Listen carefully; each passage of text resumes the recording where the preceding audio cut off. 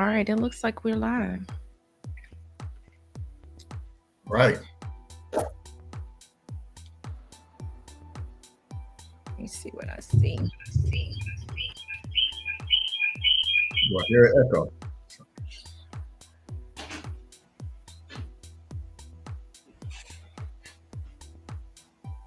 Do you still hear echo? Say something again. Do you hear echo now? Very slightly. Very slightly. Not. It's not what it was before. So I think we're good. All right, how about now? No echo at all. All right, well, it's 7:01. Let's go. Right. Hi, Tyrion. How are you today? Hey, Siobhan, how are you doing? I'm doing well. I'm doing well. So, I am doing lovely. Nobody can see us though because we have our nice little Empowered Ed project showing. yeah. Let's see if we can't get it. Oh, there we are. Right. Hi. What's up, Siobhan? How you doing? I'm doing good. Having a wonderful Wednesday. Are you feeling well? I do feel well. I feel good. I feel really good today. Feel Oh, really that's good. awesome. Yeah. Awesome. Well, I'm going to silence our music and just welcome everyone to our embracing self compassion, nurturing your well being in a busy world. Thank you so much for tuning in. We are so excited to be here to share with you today. And I have Tyran Jackson, who is the founder of Reborn Resilient, who's going to be here to impart knowledge and wisdom with us. And I'll allow him to introduce himself. Oh, no problem. What's going on, Siobhan? And what's going on, everybody out there? Hopefully, you are as energized and enthused as us. As Siobhan said, I am Tyran Jackson. I am the founder and creator of Reborn Resilient. Reborn Resilient is my platform where I help those who are going through some level of trauma, tragedy, or transition in life make their transformation so they can be triumphant again. So I'm happy to be able to not just help people out there, but to also take seriously some of the things that we have to do in order to recover and bounce back from, whatever happens in our life. And a big part of that is learning how to love yourself in the way that you're supposed to. So, Siobhan, I am grateful and I'm happy to be here and be a part of this event that's going on. Well, awesome. I know I did not have a lot of self compassion for myself for many years. So, this is a topic that's very near and dear to my heart. And as the founder of and CEO of Opua Agency, which stands for Optimistic People Unified for Awareness, we are a partner with the CDC Foundation and Newark University of Chicago. And we are promoting the How Right Now initiative. It's a campaign that's been in its like third or fourth year. And in this iteration, it's all about school teachers as well as school staff. The pandemic really set in on all of us in quite a number of ways. And with the school systems, the children, kind of caught it really bad. And so the compounding effect of that on the teachers and the school staff is really showing up and is ever present right now. And so the How Right Now campaign is an evidence-based health communications, psychology, and behavioral change theory campaign that is grounded in those things. And it actually is an award-winning campaign. They just won some awards for the campaign. It's really doing a great job. And so I really want to just elevate this campaign to help to get more in tune with wellness for school teachers and school staff, because we know that they are up against a lot. There's a shortage of staff, and there's increased student behavior as well as enrollment declines because of the challenges of COVID-19. And as a result, the teachers and school staff have experienced a lot of job-related stress, emotional distress, and mental health concerns. And it's Mental Health Awareness Month, so we want to just take a moment and just focus on self-compassion this week, right? So we can Right. talk about ways to avoid burnout, minimize worry, reduce stress. So I want to find out a little bit more about how you think about self-compassion. Tell us a little bit about your perspective on it. Is there any, significance in mental health and well-being that you think about or that comes to mind when you hear that word? So self-compassion, health, and well-being. There's a lot there. So first I want to go back to something you touched on, Siobhan, with the teachers and what they're having to deal with. Because I want to start there. Everybody's have something that is adding stresses to our lives. And when we're talking about like with this in the school systems and when the teachers, they have a lot of pressure, not only to help the thing that's going on with themselves. What I found, and as we're transitioning this over, what does that mean to me? Um, and like many of us, we go through these times in life where times just get very difficult and it gets hard. And when you're doing things for other people, such as the teachers, constantly being there for the kids, such as those who are parents who are constantly having to give themselves in order to make sure that their kids have, we find ourselves where we may neglect ourselves and we're doing so much for others and we don't necessarily take those steps to give the love to ourselves that we need. So when we talk about self-compassion, the first thing I think about is, are you giving yourself the love that you need in order to keep going?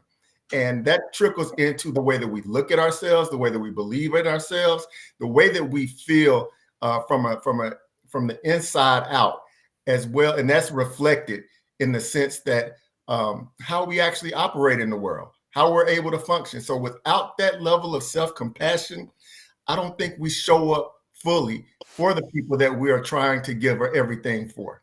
So to me, that self-compassion is having to take the time to recognize when I'm not loving myself like I should. And what steps and what actions do I need to take to get back to learning, loving, and appreciating myself? So that's that's where self-compassion is for me. And I know it is very difficult to do that all the time. But when we have those challenges, we have to not forget about ourselves. Yes, and I think when you don't do it, then that tends to make the stress even more compounded, right?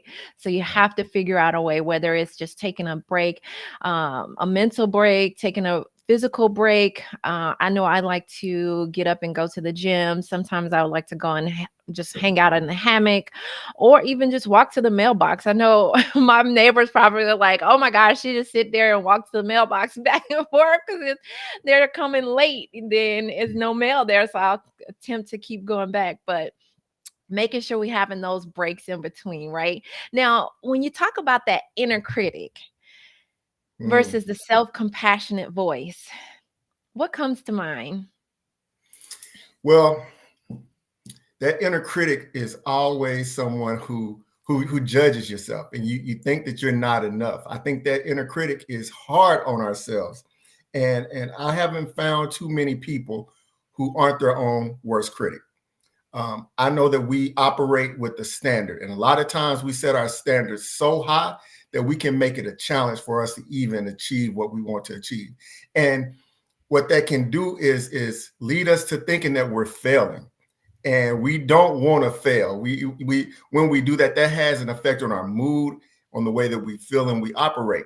And so I think sometimes having that inner critic, although we want to have those high standards and we want to push ourselves to achieve, we also need to understand that that can be contradictory to that self-compassion that we need to provide to ourselves when we need to take those moments.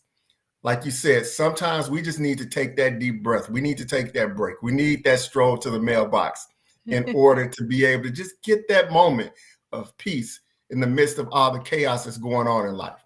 So I do think that it's important to be able to push yourself and to be able to set, high goals in order to achieve. But sometimes that inner critic can prevent us from getting to those goals, but also bring the likelihood of us being compassionate towards ourselves down. So, Yeah, some of the practical tips that I use to kind of help remind myself is I have like a screensaver that says I'm betting 100% on me. yeah. Then I also have like little sticky notes. I'm a big sticky note person. And I have little reminders that are like, if you want to build self confidence, do the one thing that you feel like you're afraid to do, or you can't hit a home run sitting in the dugout. That's one of my favorites because then that just really makes me feel like, you know what, I got to get up to bed. I got to go do it so I can make this thing happen. Yeah. No, I'm with you, Siobhan, and I use affirmations. Sometimes I have to tell myself that I am great, that there is greatness inside of me, that I'm special, I'm exceptional. Sometimes we need to do those things to be able to get our mindset, get us, trained in order to where we have that belief and learning to love the strengths and the attributes that we do carry. So to me, that's another way in showing yourself some level of self-compassion that you are able to believing truly that you are able to do the things that you're set out to do. So, Yes. I, Now, what about boundaries? so I think boundaries are important. Boundaries. I used to be more of a people pleaser than I am now. Mhm. And what I realized in making a transition is that you have to put boundaries up to protect yourself. And Mhm. so sometimes those boundaries come with time, how much time that you're giving to people.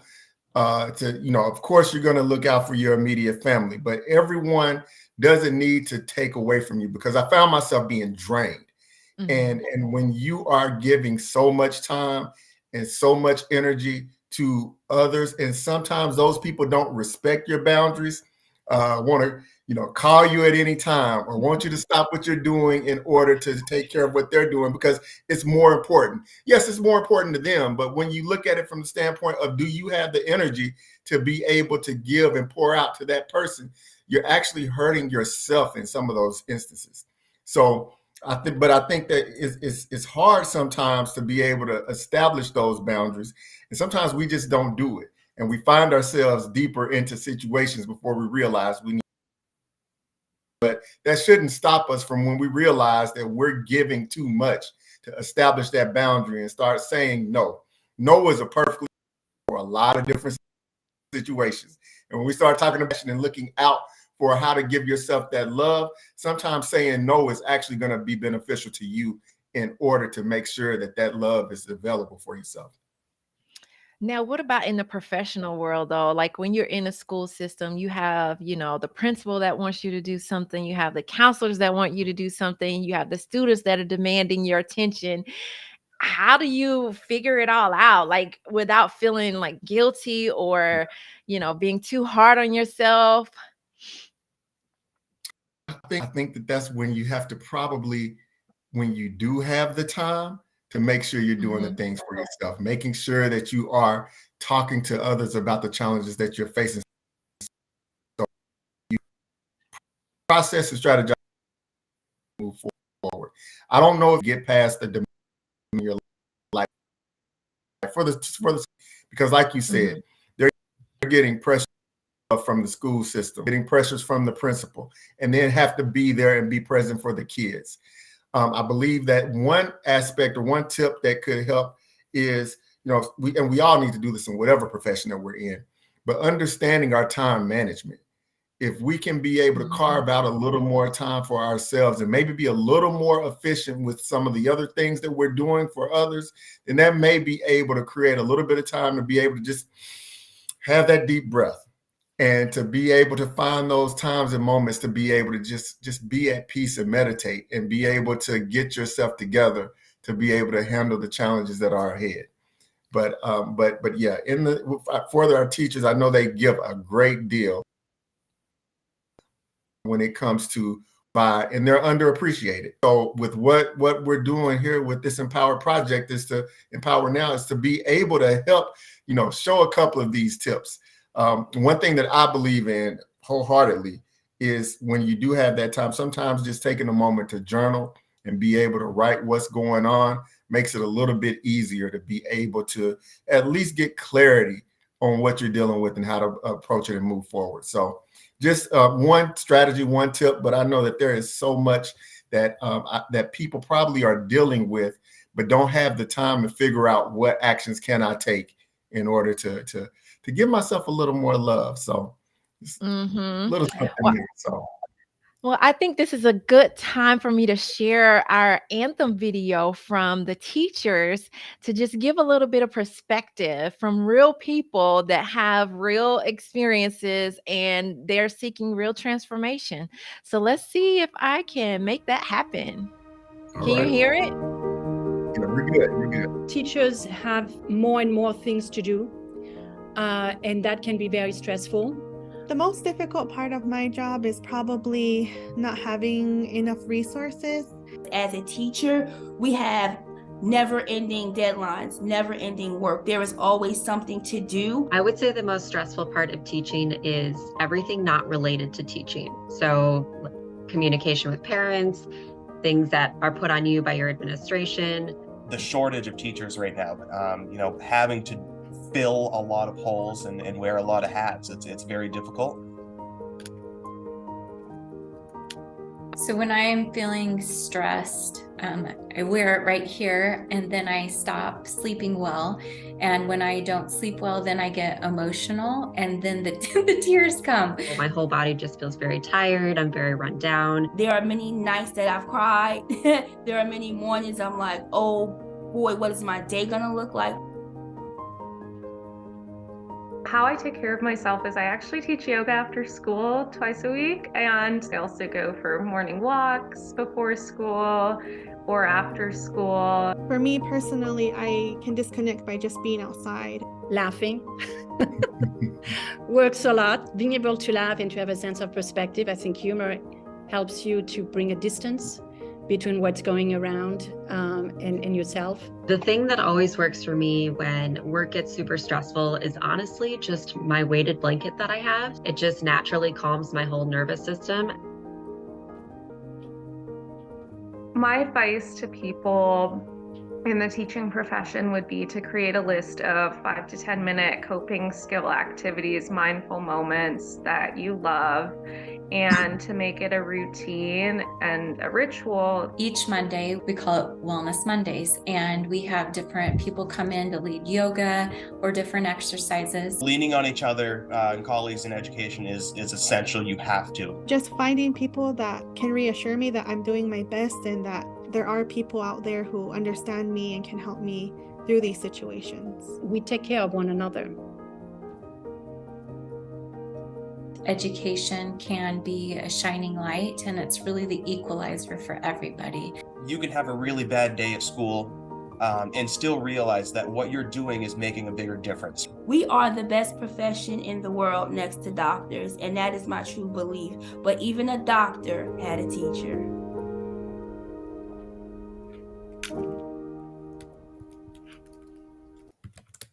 Wow, I really love that video.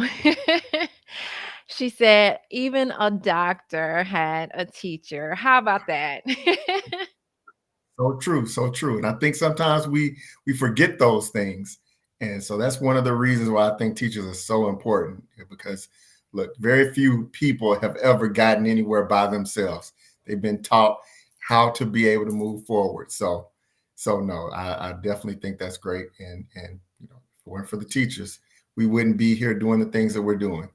Right, absolutely. So I actually put the QR code up for the How Right Now campaign. So if you scan that QR code, then you will actually be able to go to the CDC Foundation's website to get access to resources that you're able to share with your loved ones, those in your school system, those in your at your school, so that we can amplify the message of How Right Now. It's really important for us to be there to stick together, support one another, and share resources, because something that Tyran said earlier was that sometimes you just don't really know that you need the support from others in order to get through your situation, or having that support will really make all the difference. I know yesterday I kind of struggled getting out of bed and my friend called and I was like, so glad to hear from her. And it was like just a breath of fresh air. And she gave me so much hope for the day and all the things that I was pondering, or my inner critic was telling me that were not going to go right or that I wasn't doing right. She was able to dispel all of those myths. And so it was really, really helpful. I don't know. Do you ever have those moments, Tyran? Oh, definitely, definitely. I don't think that I think it's very hard operating and functioning in the world by yourself. And sometimes we look, life be life. We go through the ups and downs and have those challenges. And sometimes we need those up. And our friends, our close network, they can sometimes provide that support that we need.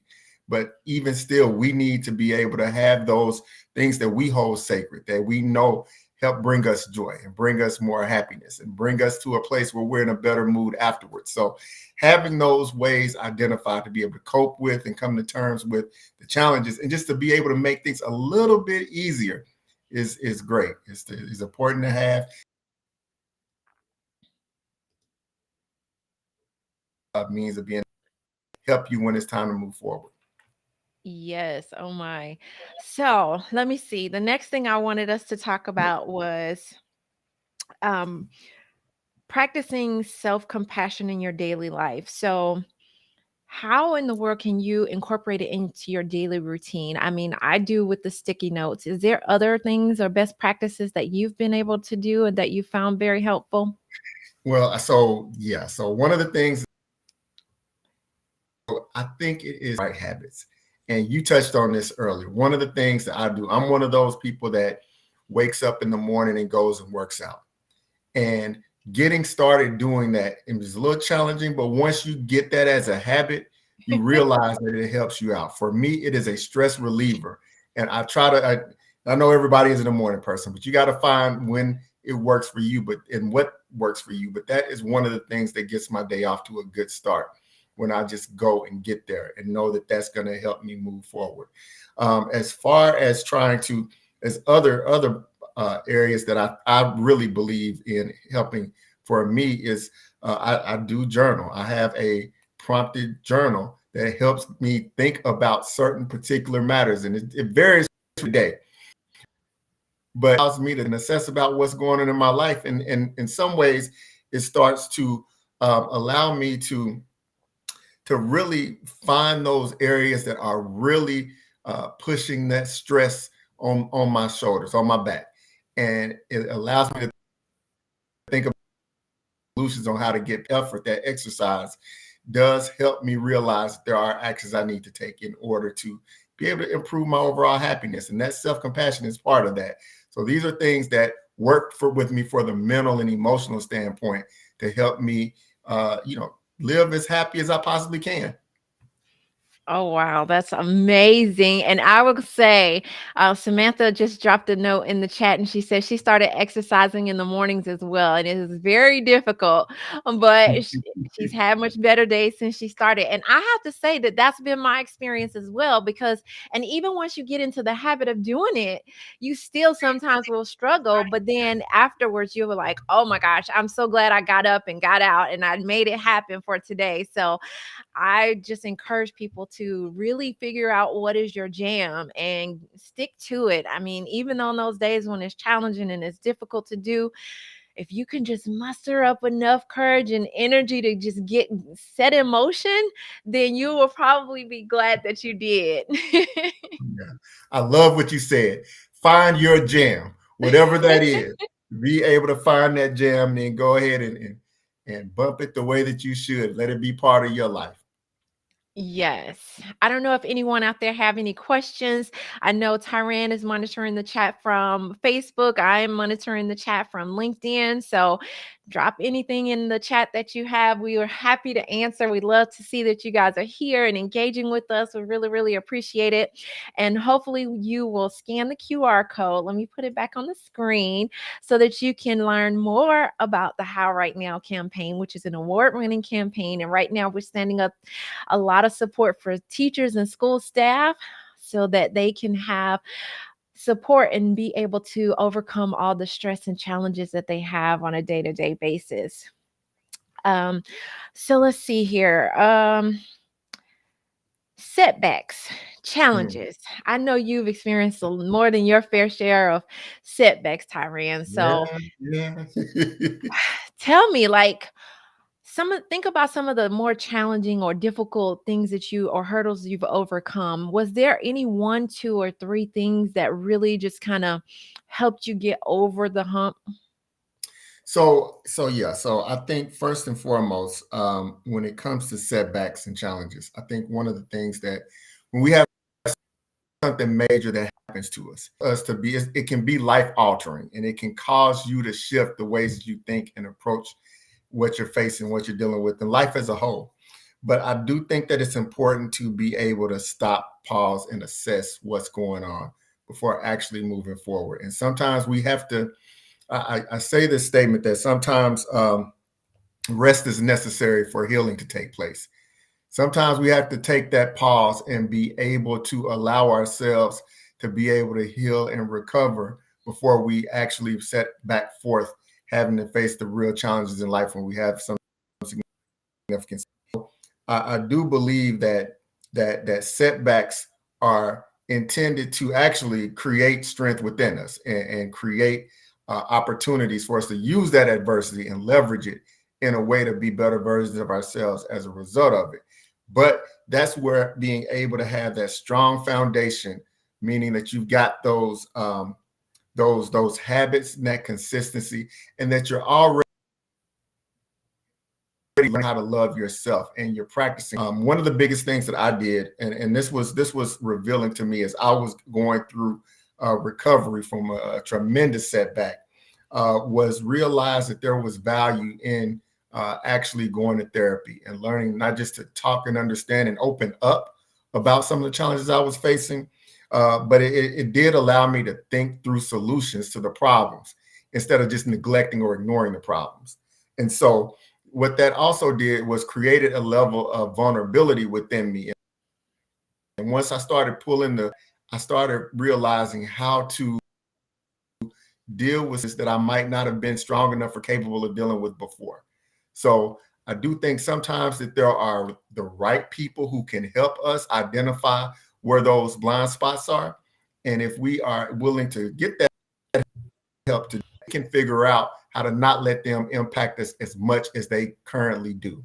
So I'm a big proponent of being able to get that right help, that right advice from the right people, and that counseling. And that goes back to something that we talked about earlier. Sometimes you need that external person to reach out to you or to talk to or to be able to give you some insight. I'm a big person on energy. And so it helps if they got a positive energy, positive spirit. Siobhan, you exemplify that, you embody that. But I think that when we do have those who can help lift us up when we're down, and despite whatever challenge that we're facing, but we have to be willing enough to open up and share some of those things, because that's where it becomes it becomes incumbent on us to be wanting to get past it and allowing others to help in that regard. Yeah, I know. Sometimes we still have this stigma about therapy. And I embraced therapy back in my college years just because I had dealt with so much trauma and wanted to get through it and get over it. And I found it very rewarding. Mm. And as a mother, it's something that I try to instill in my daughters. Like, it's okay to get therapy. It's okay. And it doesn't mean that you're crazy, you're insane, or any of that. It's just a way to balance your mental being, like the way you're thinking, because sometimes we're just off, Yeah. and it's like, how could you be so off? And it's the furthest from the truth that you're telling yourself. So having someone else to be able to encourage, inspire, and just kind of talk you through some things can just really be the shift that you need. And it doesn't always have to be a licensed therapist. I mean, of course, a licensed therapist would probably be able to help you navigate some of the more challenging things, but just being able to run some ideas by your friends, or, a family member or sister, auntie, can really be, very helpful in decompressing. So I really appreciate you mentioning that. And then Scott said, doing nothing is like treading water.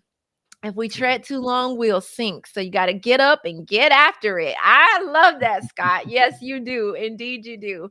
I actually am caring for my grandmother who's in her 80s, and she has her good days and she has her bad days. And I've been trying to get her onto some therapy as well. It's just a little bit of a challenge logistically to get her there. So I've tried to do appointments, but that hasn't worked out quite right because I had to take the iPhone away from her because she couldn't handle that one. She has a Rise mobility phone, and you can't do video calls on there. And so it's just been a bit of a challenge, but she'll call me, and, she's upset and, feeling lost and everything. So I try to make it a point to, reach out to her as well, because she gets lonely. It's just her by herself. And so that's one of the things that we have to also think about too, is those who have, been there for us. I think about some of my teachers. There's one in particular. I always sing her praises, Miss Dorothy Adams. I don't know if she's here today because she probably doesn't check her LinkedIn all the time. But oh my gosh, she was such a joy to have in my life. And so she offered so much inspiration and encouragement at such a young age when I really, really needed it. So that was really something that I always remember. And I still send her cards and, reach out to her to this day because she just made that much of an impact on me. And I think that we kind of don't really realize how much our teachers and school staff really impact us. I mean, there are people in schools that in my, school days that weren't my teacher that actually had an impact on me. And Laura says she really appreciates us focusing on teachers and staff. Yes, absolutely. Because you guys are the world. We spend so much time with you in our waking day, right? So I don't know, Tyran, who was that one teacher for you, or that school staff member that was like your champion?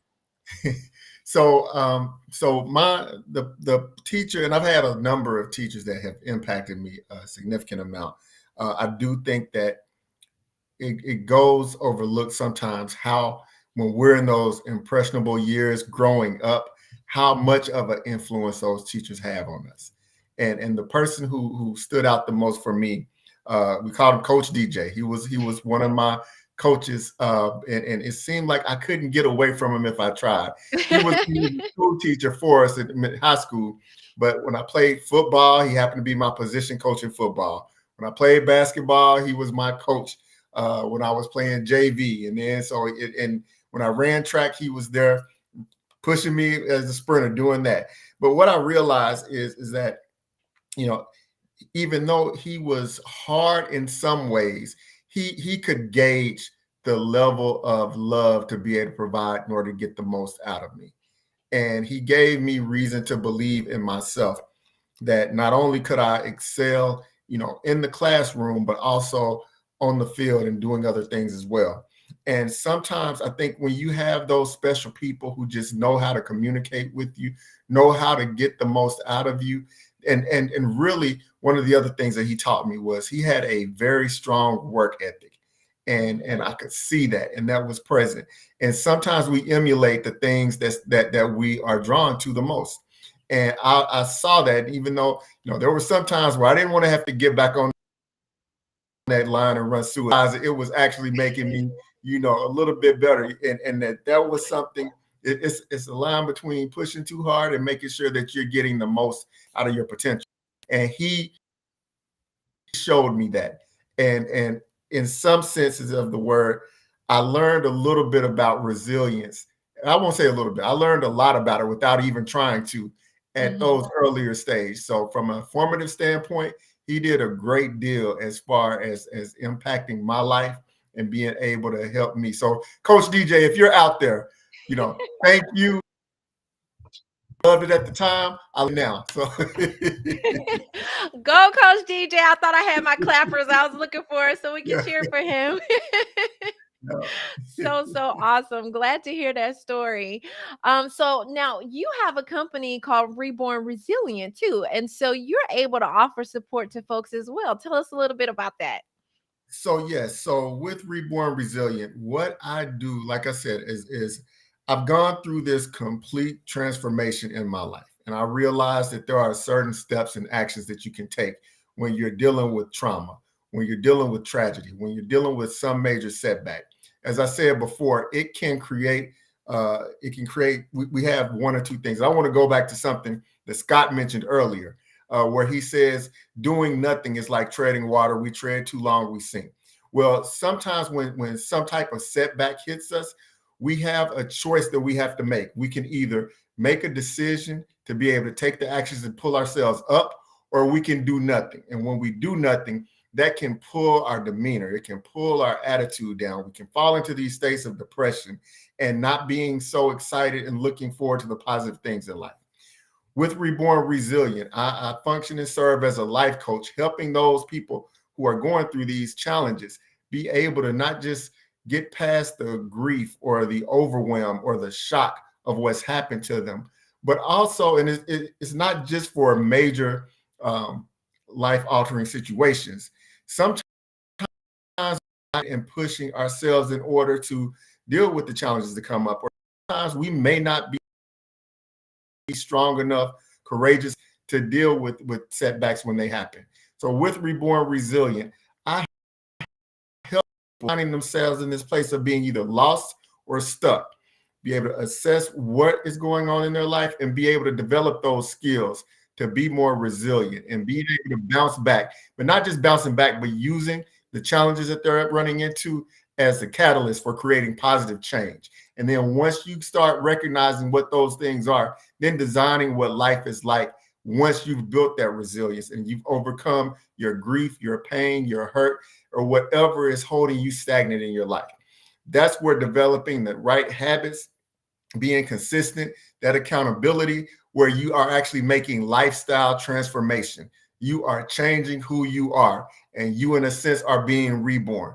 It's based on a foundation of resiliency and developing those skills. But what happens is you see people who are operating at a much higher level in all aspects of their life, financially, relationship wise, with their careers, from multiple perspectives, by actually practicing some of these changes, these habits, in order to create the version of life that they're looking for. So that's what Reborn Resilient is about. I realize that there is ways that we can apply resiliency. I tell people, if you choose resilience, you'll change your life. And this is just a part of what we do with Reborn Resilient. All right. Well, awesome. Thank you so much for sharing that. Now, I've put the code back up for How Right Now, so you can go there to find more resources to share on mental wellness and well being, especially for the school staff and teacher community. And I just want to say, if I wanted to highlight one of the comments in the chat from Scott.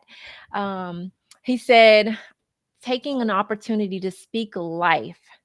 Yes, positive affirmations. Um, when we see them the way they wish that they were seen, it's like dropping a pebble of positivity and watching the ripples cast outward. I really like that. Thank you so much for sharing. And yes, Laura, healing allows you to find joy. Woo!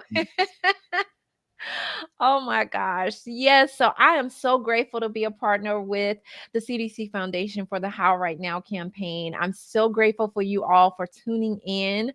And I hope that you will be inspired to pick up the phone or send a text or send an email to someone who is in the school system, whether it's a teacher, school staff. I think about the custodian when I was in elementary school. He was the greatest guy ever. I cannot remember his name, but he was just so sweet at Ben Hill Elementary School. And he was always smiling and just so happy. But those people don't get enough praise or thanks. And so I think it would be so great if you could just send a act of kindness or a sweet gram to them just to say thank you. We see you. We appreciate you. It goes a long ways. People will remember how you made them feel, right? They won't if they don't remember anything else. So I just really strongly encourage you to, do that. And we are gearing up for the Empowered Ed Summit, where we're going to convene school staff and thought leaders in that space, as well as teachers, on June 24th and June 25th, right here in Atlanta, Georgia. So please be on the lookout for more information about it so that you can get your tickets and be in the place so we can celebrate all the teachers and school staff that we know and love so dearly.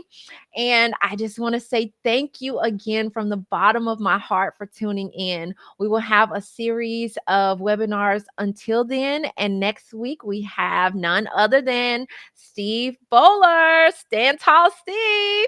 And he is an educator advocate, and he goes around the world just spreading the truth about how to improve school culture. So you don't want to miss that one. It's going to be the same time, not the same place. You're going to be on Zoom. So I'm going to send out an official Zoom link so that you can join us there. And it's going to be a great time. So I'm going to be looking forward to seeing you all there. And Tyran, oh my gosh, as always, you come through for me. So I really appreciate you so much. And I wish nothing but the best for you as well. No problem, Siobhan. Anytime. If I can help, I'll be there. All right. Well, thank you so much. And please tag a friend in this. This video will be available on all of our channels. And we would love for you to help us to spread the word about how right now. Have a wonderful night, guys.